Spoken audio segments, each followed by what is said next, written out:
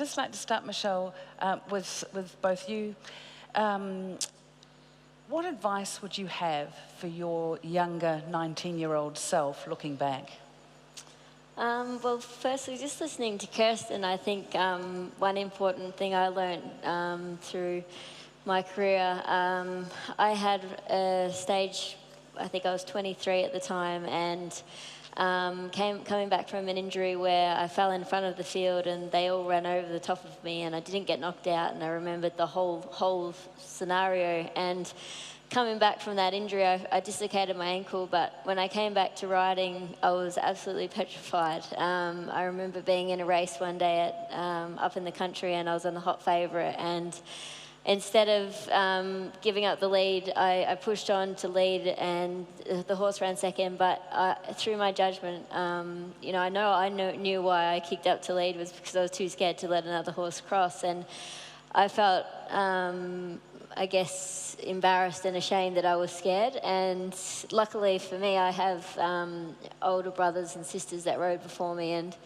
I spoke to my older brother Patrick, and he said it's human nature to be scared. You know, that's, you know, you're looking after yourself, and that really helped me. But I think from there I went to see a sports psychologist, which I sort of felt was a little bit like embarrassing, and that I did feel ashamed about. But listening to Kirsten, obviously it's the absolute wrong way to feel, and I think that a lot of jockeys probably do need to be educated in that way, because you go out, like Anthony said, you don't want to be seen as weak and you know, give any reason for somebody to sort of pick on your weaknesses. So that's something that I think is very important. Thanks, Michelle. What about you, Anthony?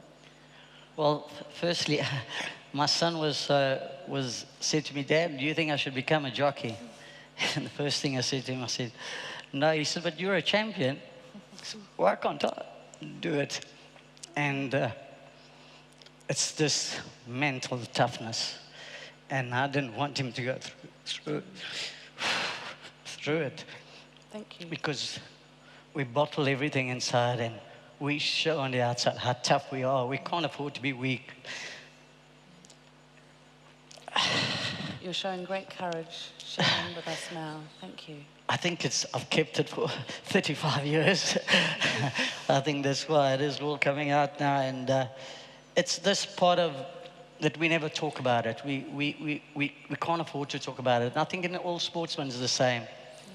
It's the drive that you have to have. I think if you want to be the champion or the best, and it's that drive that you have to be mentally tough yourself.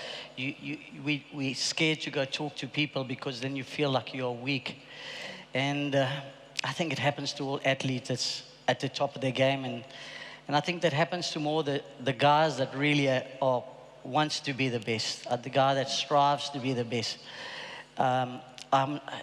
As you always look at history, it only points out to the jockey, to those athletes that was at their best of the games. And, you know, it's that thing that we got in sportsmen and in all sportsmen. And if you really want to achieve and you want to really get to that top level, you bottle everything inside and you have to push through all that toughness. And even you have broken bones, we come back with so much pain, but we don't let people know that we have got that pain. We just carry on riding. And that's what it's... I think that's what this life is about, and if we can have people maybe to talk to explain it. Obviously, early part of my racing, there wasn't that person that you could go talk, and today there is more to help us and to talk about all these things, and I think it'll be very good for jockeys, and I think there is a lot out there that we don't really know about, and they show that strong mental toughness, and I've got friends in there that I can see that also have that problem. But it's sometimes, even for me, first time I went to see a sports psychologist, I thought I was weak. I really thought I was weak. I thought, why do you don't need that? And after talking, and you actually was like a little baby crying because you've been holding all that inside. Victoria, could I pick up on that from Absolutely. a question that's come out here? Because I think this is really pertinent and it reflects also what you were saying, Kirsten. But this is the question. With the challenges faced, shouldn't regulators be compelled to provide physiological aid, it says here, but perhaps psychological aid as well for and assessment for affected jockeys before they can even ride again, and more so if they're forced to retire? And you were saying there, Anthony, this is the way it is. We've got to be tough, we've got to bottle it in. Do you think an element of compulsory, as Kirsten was suggesting, would begin to change that culture? I think it will change it in some ways, but you'll still get some of the guys that won't come out there. I think it's a men thing. You feel it's a weakness. So although you'll say you want to bring it to the races, I think so many of the guys won't go to the races. But if you make it go, see it outside of racing, you might get more of the guys to go. It's in the sports, and I'm sure in every sport, weakness is the first thing that people take opportunity of, and you never want to show that. Thank you. Very good point. Shall I carry on? Feel Great. free, thank you. How about this one then? Given the challenges, and we've heard a few of them, that go with, obviously, the degree of triumphs to go with it, but the starving, the sweating, the fatigue, why do you believe jockeys continue to ride? I was thinking that when we were talking about it before. It sounds like a terrible job, and I'm like, Anthony, you wouldn't actually suggest it to somebody coming into the industry unless they were absolutely, totally passionate about being a jockey, because it's a hard life. It's dangerous, it's relentless, and it's you can't even begin to imagine the world that a jockey leads. It's beyond imaginable at times. But are you pushed to a point of almost addiction? Because I think we've reflected on this a bit about, you can be incredibly fit and raring to go again and again, and that is not incredibly healthy. Kirsten, I think there's a big difference, isn't there, between fitness and general health? Oh, absolutely, and I think, in general, what elite athletes do is not particularly healthy. As you say, the lifestyle that you lead is not necessarily healthy, but I think the other element, the personality features that make athletes really good at what they do, this level of perfectionism, of being driven, of obsession, that's really what it is, and you have to be, if you're going to be the best in the world, obsessed with what you're doing. It's great because it makes you good, but as you say, it then has this downside as well, and sometimes almost, you say, addicted to that high. And I think, as you say, when athletes retire as well, what feels the same? And so you have to help with that. But as I say, you have these personality features that are awesome, but it's also the greatest strength, also the weakness. But for example, Michelle, you lost 3.5 pounds to make a, 2.5 kilos, was it, to make a ride in the space of a week. That's not good for you. That's not healthy. And there's no one saying, no, you can't do that, you shouldn't do that, or actually putting a lid on it. Again, I appreciate it's in reflection, but should there be someone actually making sure that you're looking after your health? I think that's a hard one to gauge. Like in the movie, obviously it says lose 3 kilos in 3 days. Sometimes you're losing 3 kilos overnight for different weight levels. But that's a very hard one to gauge because, as Anthony said, you want to take the most of every opportunity, make the most of it. You don't want to say no. And how can you say to a jockey, you can't ride that horse? Because there's been so many times where you have lost that much weight and ridden the next day and ridden the horse to win and been no problem the next day. So that's a very hard one to gauge. Graham, these rules, if we look back, let's take us forward 20 years and look back, it's going to sound like the Wild West. Jockeys are doing whatever they can to get a ride. No one's stopping them doing it. You're running an academy teaching apprentices how to be responsible jockeys, how to look after themselves as well. How much of this is impressed upon the next generation? Well, I think really at the end of the day, the times have changed and we have moved forward into the realm of professional sport. And if you have a look at whatever sport it is, there's a very scientific approach to that sport, to the management of the athlete.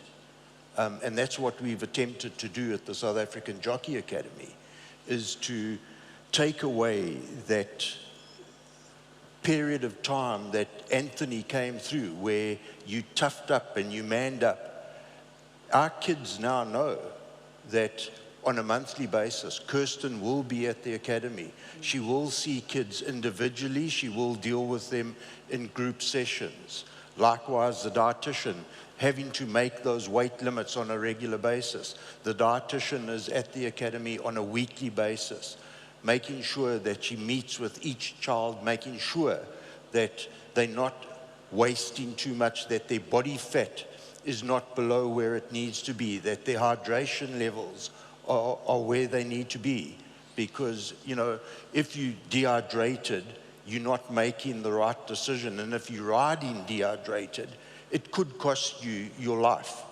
So all of the things that we've put in the academy is to get rid of that Wild West attitude and understand that we are in the 21st century. And we need to understand our elite athlete, the jockey, as a professional sportsman. And we have to look after him. We spend a lot of money developing them. So we need to ensure that there's longevity in the athlete. We don't want an athlete being trained and then dropping out the system after 10 or 15 years. We want the athlete to get well into his 50s and be well looked after. And that's why we're looking at that app at the moment, to make sure that we are in continual contact with the apprentice. Once he qualifies, he can go anywhere in the world and he can send through his vital statistics through to us. We can analyze them through the different departments, and we can advise him and keep him at the peak performance level that he needs to be at. David, I think, yes. The difference is, we talk about jockeys dehydrating themselves. The problem comes is opportunity. The opportunity comes and you have to sacrifice. And that horse that you maybe have to lose 3 kgs might be Melbourne Cup winner. Yeah. And that's what happened to me. And I had to ride a horse in Hong Kong, was 113, and the jockey before me, Glenn Schofield, couldn't make the weight. And I said, no, I'll make the weight. So I pushed myself, and he became the best horse I ever rode in my career. So that's sometimes those opportunities you don't really want to go, and you'll push your body to make sure that you might never have that opportunity again. So it's, when you're in it, it's very difficult to not do it. But then you've got a trainer saying, can you make that weight? And they're sort of absolved of all responsibility here. Yeah, the trainer, the jockeys, it's, you know, it's us that pushes our body. It's, at the end of the day, the trainer can say, can you make that weight? If we can't make that weight, but we still want to make the weight, we say, no, we will make the weight. So we punish our body so much. And I'm very lucky that I wasn't one of those jockeys that struggle with my weight, but there's a lot of jockeys that I've seen struggle with weights, come to races and lose 4 kgs, and still, after losing that, he still couldn't make the weight. He had to get it in his car and go home. So it's a very difficult one, and I think it is good that we're bringing all these topics up and talking about it, because it really needs to be taken care of, and maybe trainers will now see it's impossible for him to make that weight. You know what I'm trying to say? And just maybe say, maybe you can't ride that horse, you know, because if he says that he sometimes he's just going to push his beyond the boundary. So I think that's sportsman at the end of the day. I think that's very hard though, because that does restrict your opportunities. For example, I remember my first ride in the Caulfield Cup was for Bart Cummings at 50 kilos, and it took me 7 hours to lose the last 700 grams on the day, and I was exhausted. I rode the horse no problem, but after the finish line I felt like falling off and lying on the ground like a starfish. But how could you say no? Like, it's an opportunity for one of our greatest trainers through Australian history in the Caulfield Cup. So that's a very hard one to restrict opportunities, but I guess it's something that can be tried to be looked at. Kirsten, you've got some advice on that. No, I was just going to say, you're both absolutely right. It's very difficult to say to an athlete, you must make the choice whether you're going to do this or not, because you're right, you're absolutely going to choose to punish your body and do whatever you need to do in order to get the ride. And as I said, it's the nature of elite athletes. You have to be like that to be the best in the world. But I suppose it's that balance of at what point, it's like in rugby with concussion protocols and things like that, at what point is it that we have to protect the athlete from themselves versus, as you say, it's just the nature of the sport, the nature of the beast in a sense, is that it is unhealthy, but do it anyway. And I think that's, as we're all saying, as long as we're discussing it and looking at what is that line and where do we draw that line. For administrators, I'm curious, where's the responsibility lie? Yeah. You know, does it lie with the jockeys? Does it lie with the trainers? Where do we put the boundaries? I'm reflecting on the integrity session we had this morning and thinking, I don't know what the answer is. Yeah. No, you're absolutely right. As you say, who is responsible? And it's probably a collective responsibility if we're honest. But as I said, athletes will always push, and the best athletes in the world will always push. But as you say, someone has to ultimately take responsibility and be able to say, this is something that is crossing the line of being within this abnormal world. It's even more abnormal, and we have to kind of step in and help. And I also think that's where, you know, having somebody supporting you, having that almost like a coach alongside of you, he's going to say to you, listen, just right at the moment, that's probably not the best thing to be doing, but there are going to be times where it's going to be okay to take off that weight to get that special ride. But having that person helping you make that decision, I think that's important. Yeah, I agree. I think as an apprentice, you have that support because you're going through the apprentice school. But as a senior rider, you're left on your own. You're your own one-man band, and you're there out there doing it yourself. And I was 23 at this time in my life and just ridden my first Group 1 winner on the same horse the week before. And how can you say no to a Group 1 ride in the Caulfield Cup, who then I went to ride in the Melbourne Cup? It's a once-in-a-lifetime opportunity, but I think having a support of a coach who was an ex-jockey, I think, is very important as well, because they know, they've been there, they've done it, they know what's possible and not possible. You know yourself if you can achieve it, but whether how hard it is. But at the same time, it would be nice to have some support along the way. I think that would be very beneficial. So was there anything that you think a club could do when you turn up on race day? We're pretty well looked after now, I think, in Victoria. Yeah, I think they could do, but at the end of the day, it's the athlete that's the one that's going to be telling her. I don't know what they can do that can check out how much weight you've been losing and the dehydration. Obviously, if there's a doctor there, they can see that you've dehydrated too much. But at the end of the day, it's up to the athletes. The athlete has got to make that decision and say, listen, you know, we can't push our body so much. And if someone comes in, obviously now with all this coming out, the athlete is starting to learn a little bit more about their body, as before they never knew as much as about their body, and there is help out there if we can. So I think we're going forward in racing and in jockey's career. Can I get in with a couple more questions from the floor before we'll have to wrap up? This is moving on to a different sort of sphere, which we haven't talked about. What challenges has social media posed to the mental health of jockeys?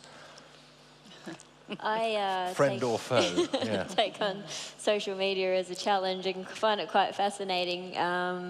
Dealt with a lot of negative people through my career as a jockey, and I'm very lucky to have a positive outlook on it, but I know there's a lot of jockeys that absolutely can't handle it, and I don't know what the answer is, but it certainly can be very vicious at times. Anthony? Well, it's a gambling sport, and when it comes to gambling, you're going to get a lot of criticism, not just from social, from gamblers, and I think it's part of the job. If you take the job on, you've got to expect it. Fair enough. And here's another one which I think sums up a lot of what we've been discussing. As a retired jockey, looking back at my time in the saddle, this is not my question, I came to realize the physical challenges of being a jockey were easier than the mental challenges. Which do you think is more difficult, mental or physical?